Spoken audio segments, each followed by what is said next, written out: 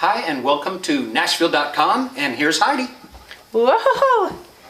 Running my own camera today. Where there's a wheel, there's a way. So, we call it Nashville.con, as in con artist. That could be everyone, especially with social media, the stage, especially in Nash Vegas. I call it Nash Vegas because stage lights, sequins, and rhinestones, not so much anymore, but a lot of flash, and you don't see things the way they really are. Today, we're going to talk about music career or mate. Can you truly have both? I'm Heidi Jo Guthrie. This is Darren Bates. Darren Bates. And we're from the band The Herd. You can find that on Heidi and The Herd on Facebook if you'd like to follow where we're playing and whatnot in Nashville, Tennessee. But I think it's really important that we talk about true love or following your dreams. Can you have both in the entertainment industry? Honestly, I haven't been able to do it yet, and I'm giving a very honest answer. What about you, Darren? Well, I guess I've had some success because I had compromised.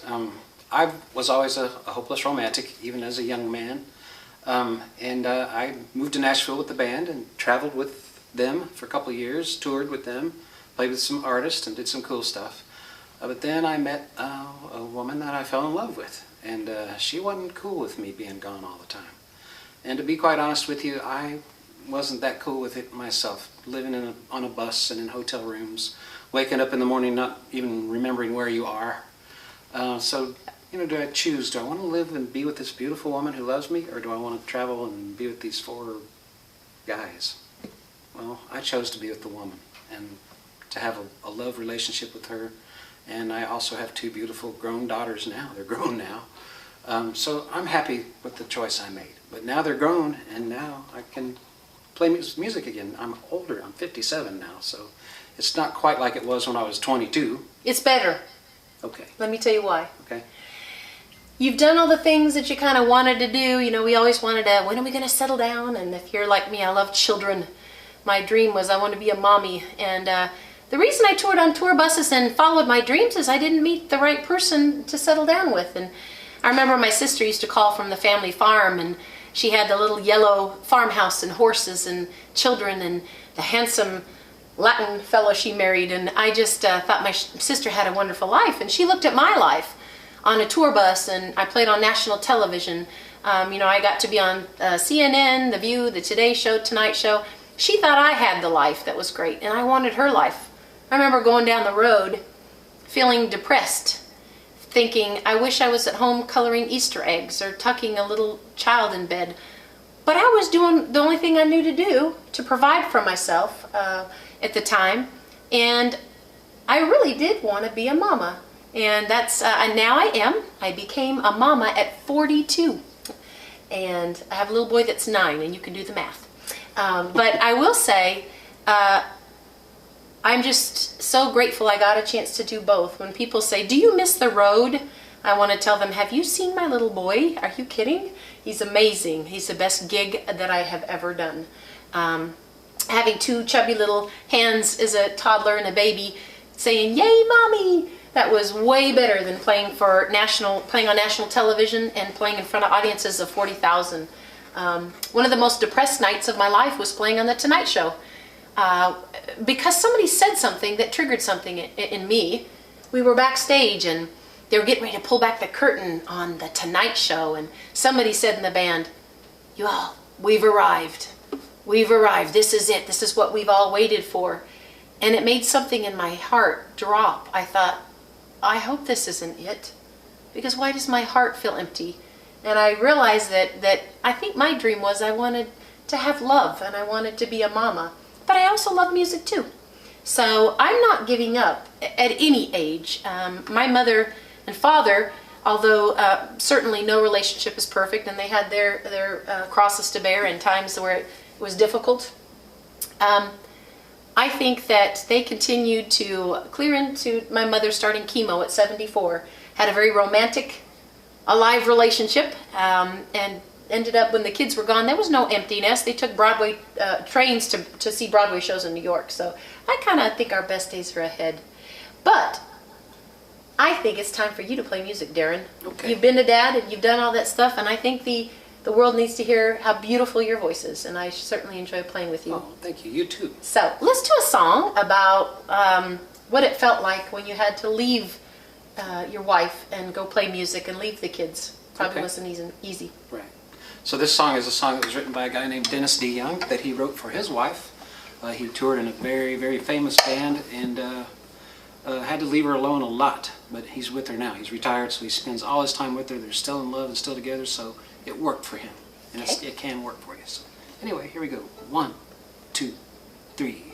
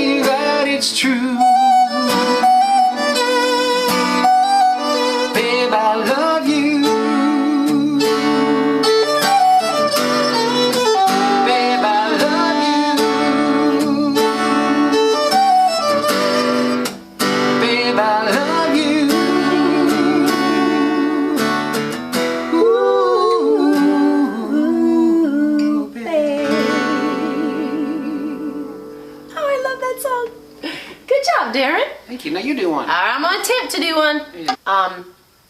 People, all the time would say, Heidi, do you miss the road? And I would say, have you seen my son? Are you kidding?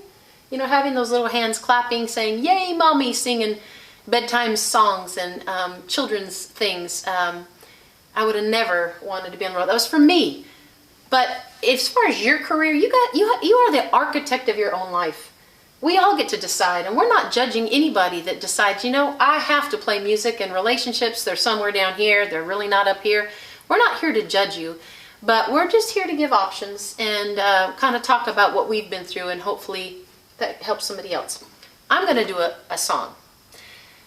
What this song is about is sometimes our needs change, and as much as we think we're going to plan life, life turns out the way it does, and sometimes it has surprises. I found out that now that I have a little one, after I watched my son decided to be the stay-at-home parent after having the child, and we were both musicians, and he continued to tour 179 to 200 days a year for the first 7 years of his life, and I was alone. I never got married to live alone, and I never got married to sleep alone, and I never got married to sit at the parks alone and sit at the Little League games alone and go to the birthday parties alone and holidays alone. Holidays are hard, aren't they, Darren? Yeah. Holidays, usually holidays is when you have a gig because, people are touring. And so even though I was the musician gone, and I'm sure, me being gone wasn't easy on someone, now I need something different. I need a man who stays. I don't want to get in a relationship and be alone. That's what I need. So I'm going to write a little song about it. I hope you enjoy it. Oop, I need capo, don't I? Oh, yeah. Thought that sounded a little low. Forgot about that. I was looking forward to New Year's Eve. I took an old dress, altered it my best, cut down the neckline a little too low, but I was planning to show you a real good time. Lose my inhibition, I was on a mission, accidentally drink a little too much wine, but now I know I can't put on that show, 'cause when you go, I'll break. 'Cause I'm a hopeless romantic, sometimes a little bit frantic, but another goodbye is more than I can take. I need a man who stays, loves me a million ways, who always wants to lay with me and play with me, make love to me on my most rainy days. I need a man who cares, who can undress me with a stare, who sees me when I'm there and won't ignore me. There's gotta be somebody for me somewhere. If you have to leave me in the morning, then why don't you just stay gone? That's what I need at my age. If you have to leave me, and the song ends. If you'd like to hear the song, you can probably go to Heidi and the Herd. We'll even slip it up on the Facebook page, Nashville.con on Facebook. We'll put the whole song there if you want to hear it. It ends with, so if you don't have to leave me in the morning, it's raining outside, why don't we just stay home?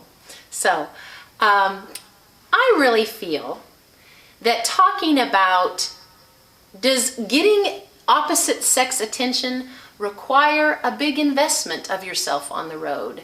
Do you get a lot of attention without hardly having to do anything when you're out on the road or on a stage? When I was in my 20s, it was different. I had to fight them off with a stick, to be honest with you. And I was shy. Well, that's my point. I didn't really have to try because I was up there playing, I'll be honest with you, that's all it took. And they didn't even worry about getting to know me and the kind of person I was. So yeah, you don't really have to work too hard when you're out on the road and you're in a different place, every few days. And touche. As a female, or what we call them chick singers, or a diva, or whatever, I tried not to be a diva because I was a musician and I knew how that world felt like, so I always liked to make beautiful music with the band, even if I was the lead singer.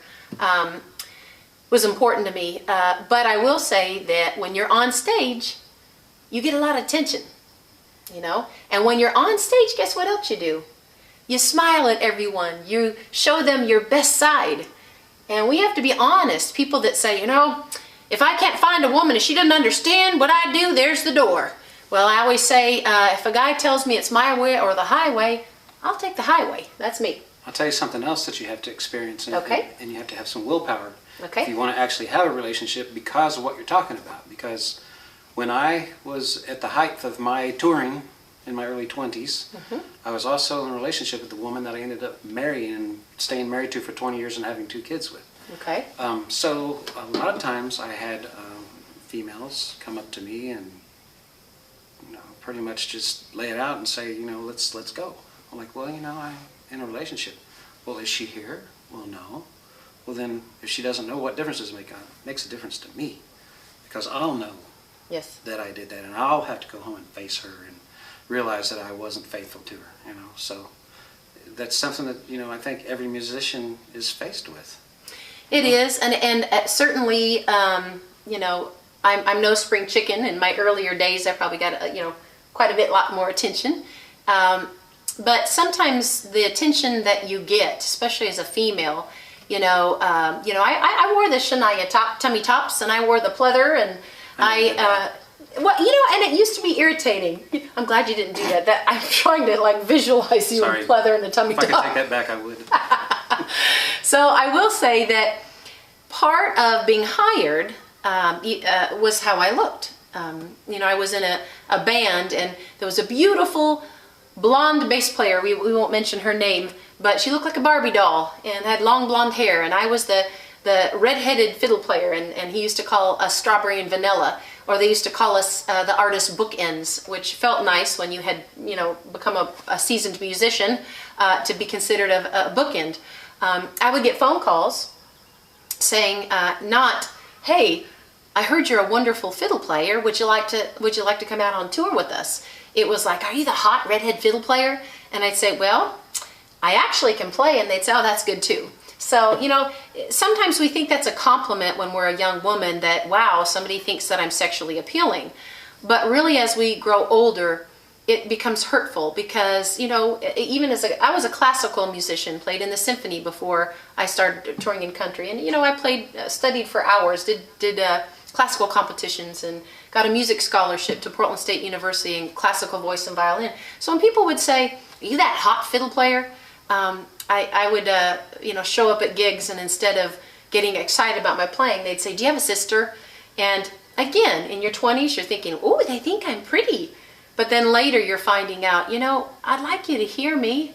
I'd like you to realize that I actually practice and I'm a seasoned musician. And so when you're young, they're like, are you that hot redheaded fiddle player? And you're like, why, yes, I am. Why, yes. What's it pay? Yes, I am. Right?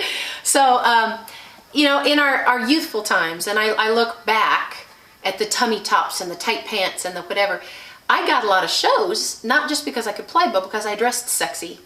But along with that comes people that are attracted to you because you look hot on stage and you look sexually appealing. And a lot of times it's hard to find true love because the first thing they do is they see what you look like, they hear how you sound like, and they're not really, you find out later, they don't really love your heart. And to be in a crude expression, I want a piece of that is really what I got in relationships. So you know that longing in my heart for true love, you know, I think I found true love in my little boy. The little boy loves his mama, and that's that, and probably the love for God and the love I have for my friends, true friends, which even though there's thousands on Facebook that claim to be acquaintances, there's just a handful of true friends, and Darren's one of them.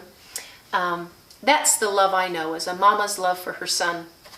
But, I say but, I am still holding out the hope that I am going to experience romantic true love, where I'm not just there to sing free fiddle or cheap, to sing free backup vocals or play cheap fiddle, or somebody to use me for my mixing or recording services. That somebody, regardless of whether I can sing or play a note, regardless if I can look good in a tight pair of jeans, or as I get older, I'm going to wrinkle, I'm going to get old. I always say once we're over 60, we all look the same. So what does it matter if you're good looking, right? Love is important. So, you know, you say, here's true love, and here's living the dream, your music career, right? Can you have both? And I'm going to give you my answer. Go hear the McCarter sisters on YouTube. She was kind enough, when I had to have surgery, I had a baby, to come to my house and make sure that she could lift me, the baby, so I could nurse and I could lay the baby down. Daddy had to be on the road. And so, you know, our needs change. And the reason I say no is this.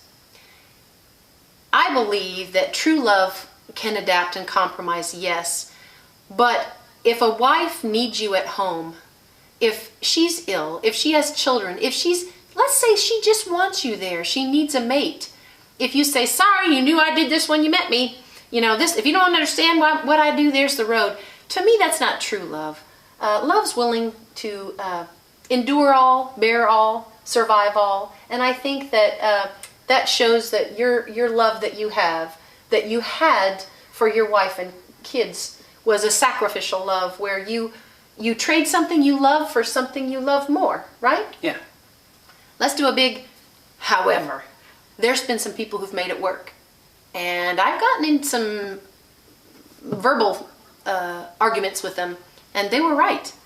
I just had my own opinion, and they said, hey, I have a great relationship. And I'm a touring artist. And I wanted to say, yeah, let me talk to your wife secretly. Let me find out what she says, right? So we can have male musicians that say, my relationship's great.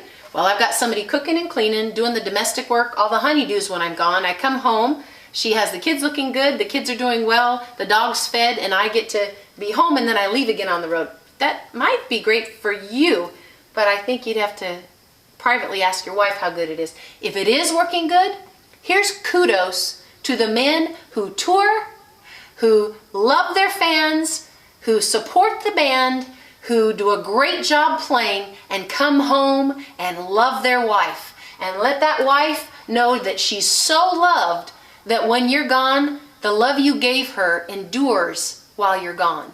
And I think that's the key. I think that's really the key.